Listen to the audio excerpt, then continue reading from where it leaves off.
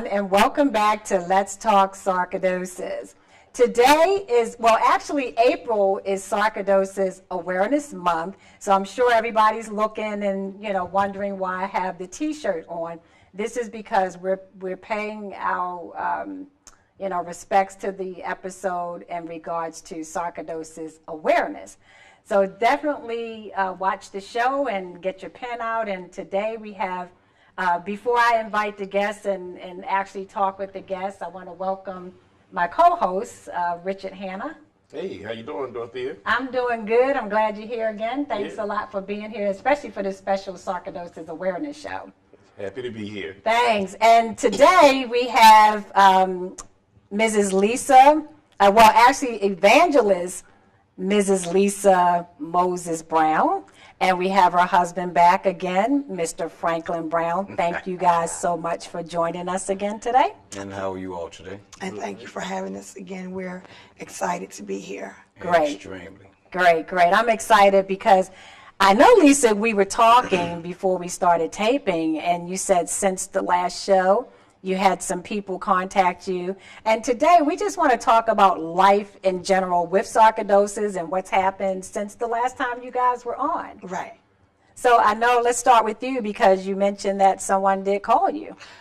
Well, I have gotten several calls from different viewers, in just general conversation. Some of them were appreciative about just the general conversation that we had when we were here. They talked about the realness of it, and and then they talked about how they were inspired, I believe, after hearing about all that sarcoidosis has affected, all the areas that sarcoidosis has affected me, but in the midst of it, I'm able to, stand and talk about it and just be informative to other people. And I believe that's basically what the different calls, maybe about 3 or 4 different people called. Yes. Well, that's nice because at least it lets us know that the show is reaching people, and people are definitely paying attention.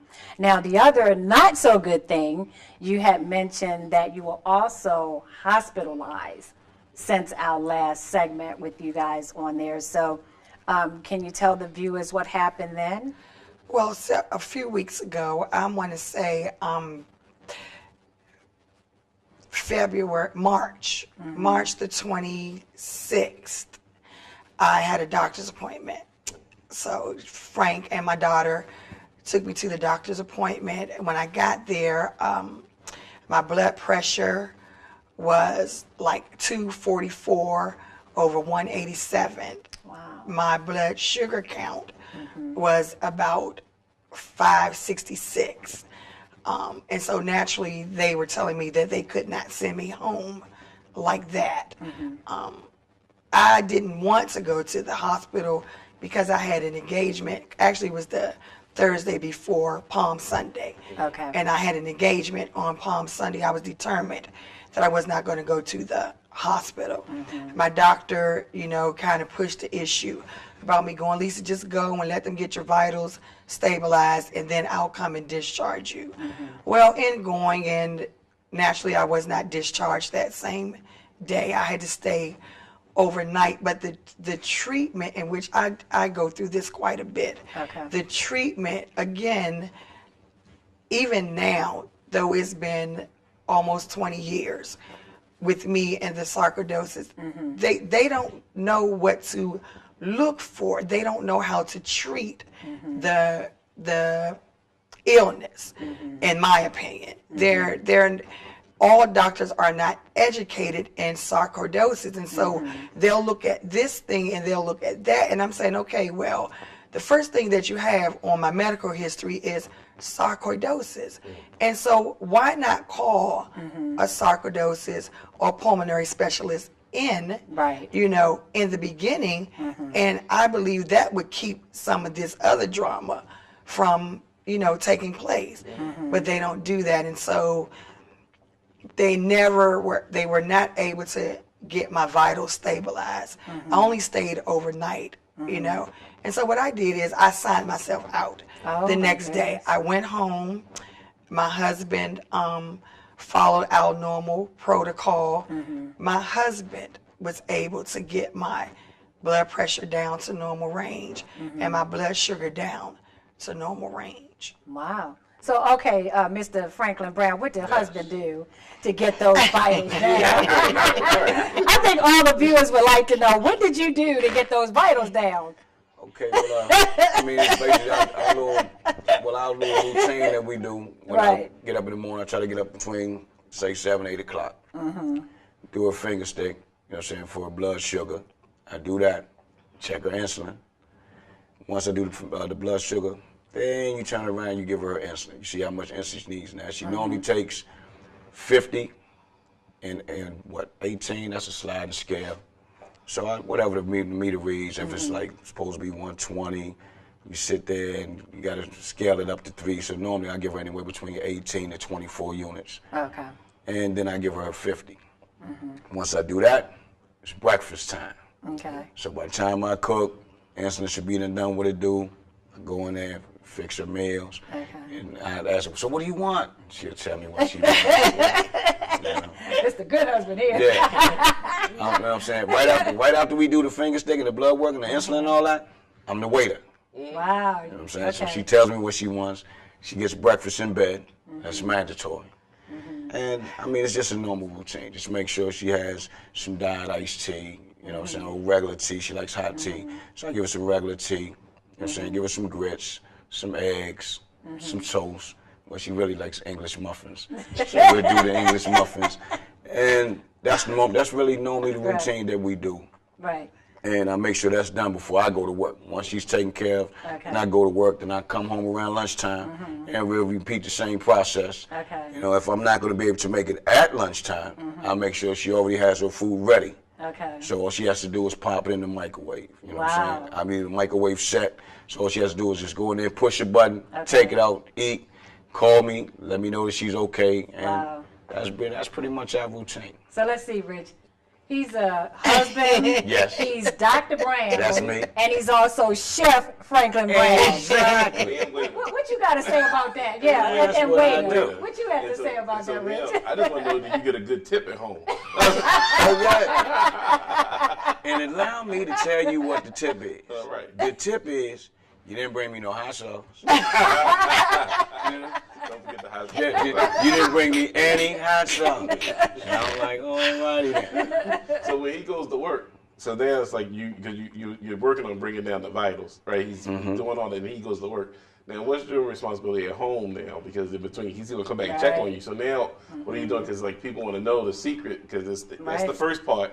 Now he's gone to work. Now, what do you have to do to help the situation? Well, once he leaves, it's just a normal. I just go through with my normal daily activities. Some days, I'm sure, Dorothea, you may know, some days with Sarcoid are better than other days. And so sometimes I have good days. Okay.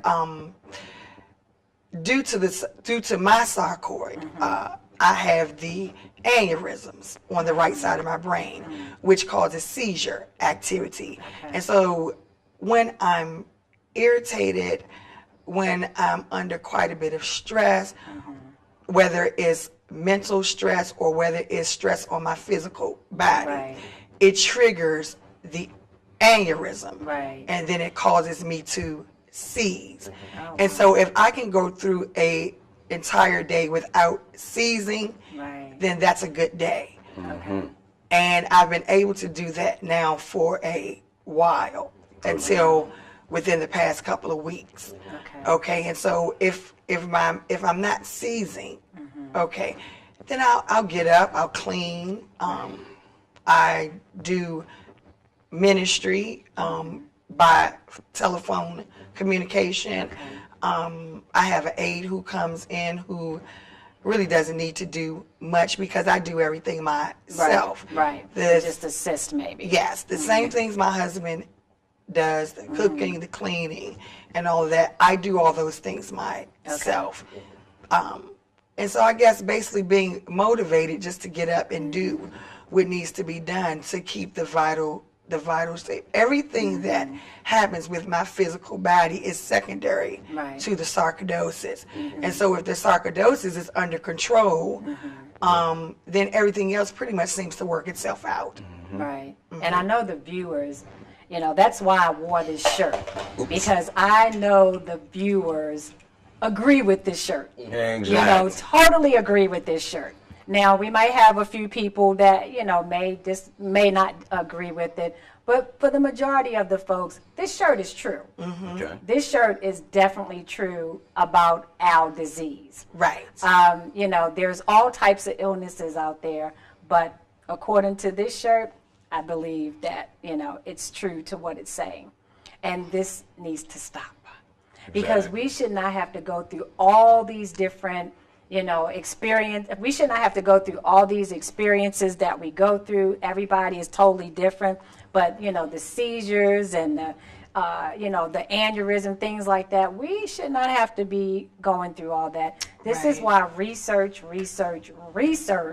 is so very important, because that's the only way we're going to have some type of relief. Right. You know, find out what's going on and what's causing these things so we can have a better lifestyle. Right. You know, because all of us are simply coping with this disease, and most of us are managing it along with our physicians, and some are managing it pretty much without. That's physicians. right. That's right. So I know that, you know, that's a whole different, probably another episode to talk about that. But, you know, Rich, you do a lot of talking to couples and individuals about people that have illnesses. So I think it's very important if we really elaborate on the importance of getting things in order. Just like Lisa said, she had to go into the hospital.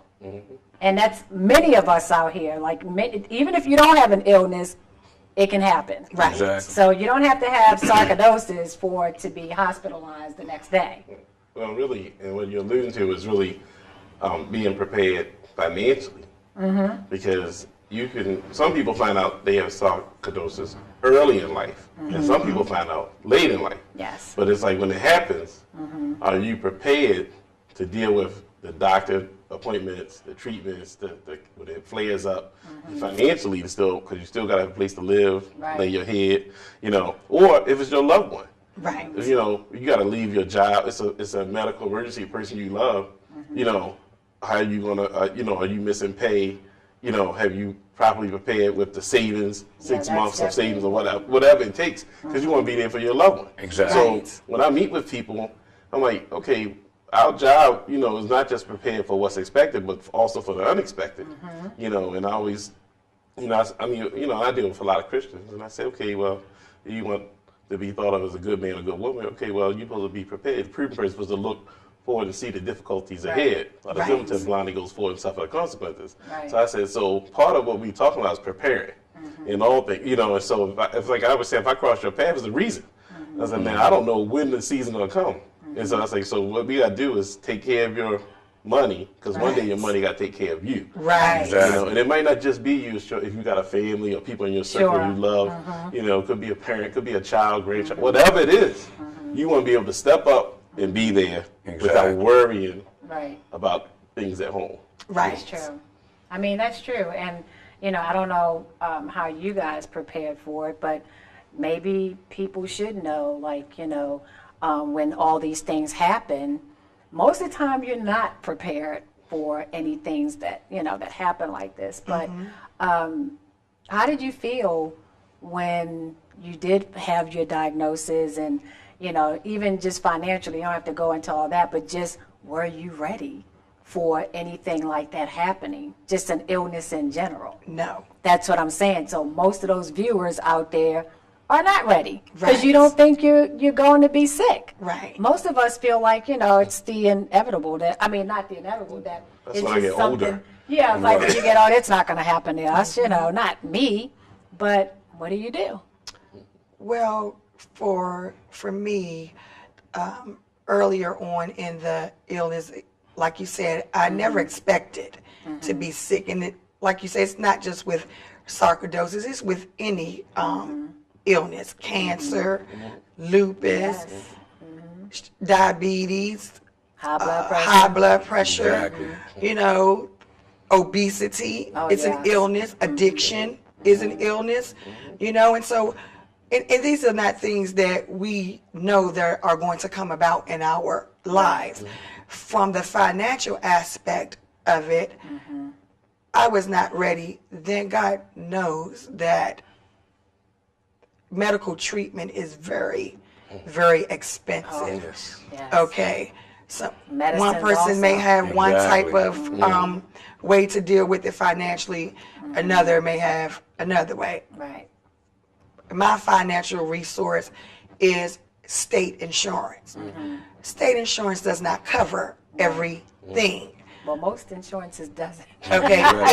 Not just the state, but most insurance You're right, companies, right. you still coming out of pocket for something. Even when you're in the hospital, and I find this, I didn't know this before, but I find it to be true after I kind of sat back and analyzed it.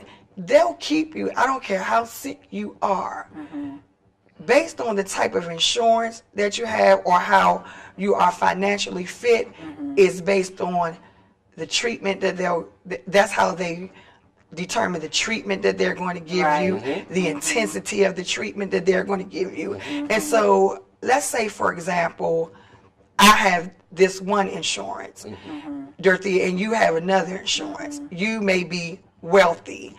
I may not be wealthy. Where your care is going to be more intense and more in depth than my care is, because it's all about, and it's a terrible thing to say, is bad, but I know it's where you're all going. about Yes. the finances. It's a terrible, terrible thing to say, Right. but it is what it is. You know, and we have caretakers, doctors, nurses, and don't get me wrong, I respect doctors and nurses and those in that field. Some of them are there for the money. Some of them don't genuinely care about the patient. When you can get a physician who genuinely cares about the care of the patient, That's right. and God knows I've had that, Right. then you'll see the difference, because it's not about how fat their pocket is going to get. Right. It's not about them, but it's the genuine care and compassion that they have for the patient. You know, and That's so hard to get. when you're in that type of position and you're in and out the hospital or whatever, if you're comfortable with the care that you're receiving, okay, if you're being treated properly, you know, and things like that, then naturally that's going to help you with the physical condition, Right. as well as with the mental part of it. Yes. Yeah. And that really helps the recovery overall. Yes. Because, and then it helps when your loved ones see you getting the proper care, or see you mentally feeling better than physically. They can feel, you know, it's a mental thing all the way around. Right. Exactly. So it's like, it's so what you're saying is so true, because those things can control the outcome of the treatment. true. Right. You know, and everybody wants the best treatment. Right. You know, and they all deserve it. You know, and so it's, and then like just the ability. Most people don't want to stay in a hospital. They want to recover at home. Exactly. You know, True.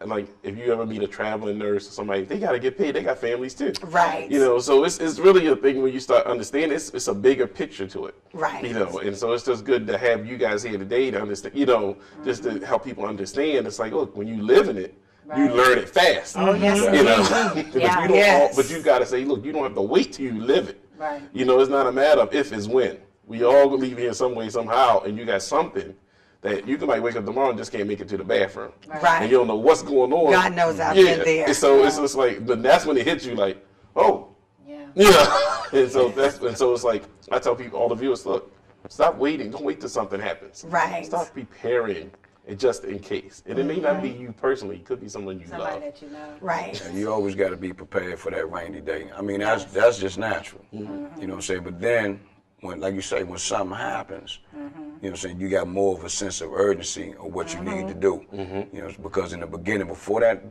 situation hits you, Right. you sitting there and you're not really thinking about it. You've thought about it, Right. but it's not really at the front of your mind. But when it hits home, now you have to prepare. Hopefully, some people do, Yep. Right. Some people don't.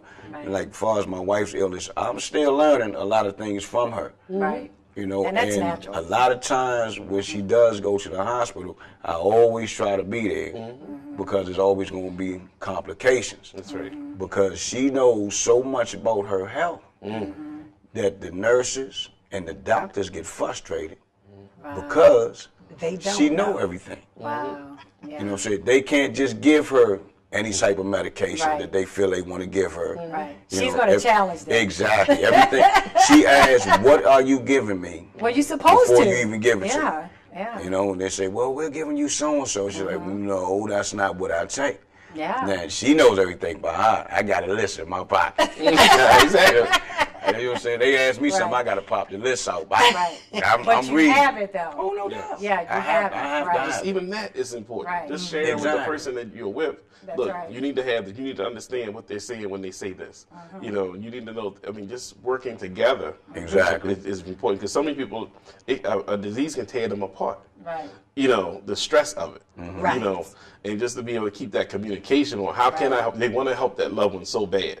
How can I help? You know, and just putting something down in writing. Yeah, That and you makes a know, big and another thing is having a beautiful support system. You know what I'm saying? That's- Because I that's know the key. as much as I want to be there to take care of my wife, I do have to go and do what I need to do Right. in order to take care of the family. Sure. So we have a beautiful support system, you know what I'm saying? Right. She talks to Shane every day, which is our daughter, you know what I'm saying? My daughter through marriage. She talks to Shayna every day, you know, she calls, you know, and Miss Geraldine Gilliam, that's our spiritual grandmother, you know what I'm saying? They talk on the phone constantly. If I'm feeling overwhelmed, my pastor, Mr. Apostle James Mills, if he don't hear from us in a few days, he's calling. You know what I'm saying? What's going on? I haven't heard from you all. And if I'm feeling overwhelmed, I can always pick the phone up and call him at any time.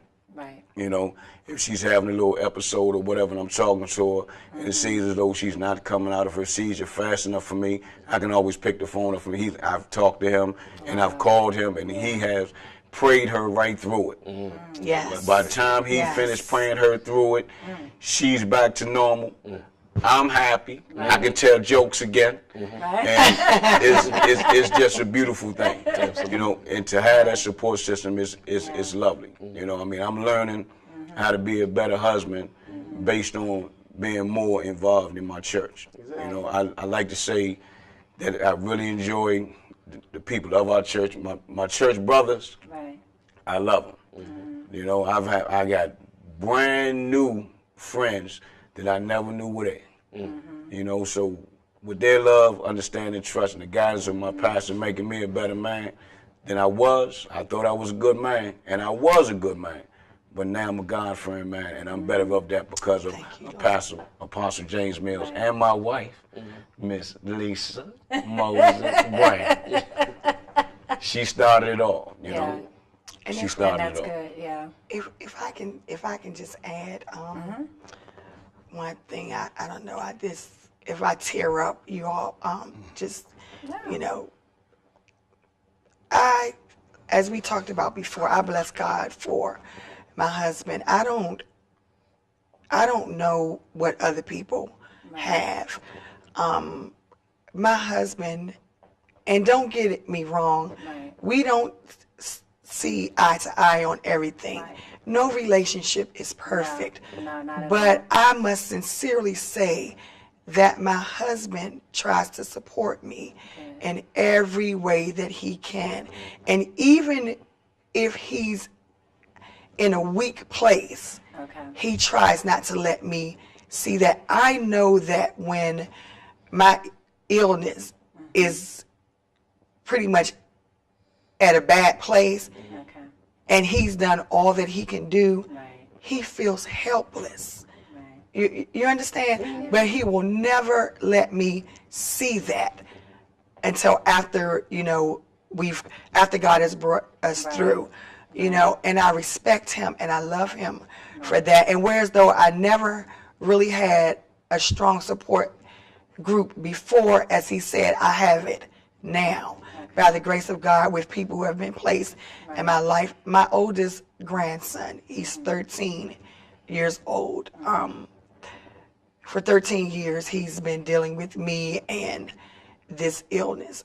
Now, we're talking about a 13-year-old child. I believe when he was about 2, my eyes may have been a problem for him, and he starts saying, my nana's eyes are broken. Okay, so I have to, I have to use the visual aid cane. If I was walking through the house, I love my grandson so much. If I was walking through the house, and I'm talking, he's like 2 and 3 and 4 years old. Without that cane, he would go get it and bring it to me. Wow. I've had seizures, and he's called the paramedics. My grandson knows how to deal with me and my illness, as if he were a grown man like my husband. Right. Yeah. Well, this is the thing about this show. The time goes by very quickly, and we love to continue to keep having you guys back. Thank you for being a part of the Sarcoidosis month, Sarcoidosis Awareness Month episode. And speaking of grandkids, I just have to say, yes. Since my last show, I'm officially a grandmother. Yeah. Girl. So, I love her, and I know she's probably not watching. She's too young, but I'm so proud, to be a grandmother, And if I may say one more thing, Yes. I like to say a very special loving thank you to my mother, which is her mother-in-law, Miss Okay. Patricia Brown. All right. She's always there for us. She supports us, and when Lisa's not feeling well, she cooks dinner. Okay. She calls every day, and moms, I just let her say that we love you and thank you for everything. Thank God for moms like that in my Exactly. family. And as we always say, we all have sarcoidosis, but sarcoidosis doesn't have us. Until next time, be blessed, stay positive, and just take care of yourself. No stress. See you next time. All right.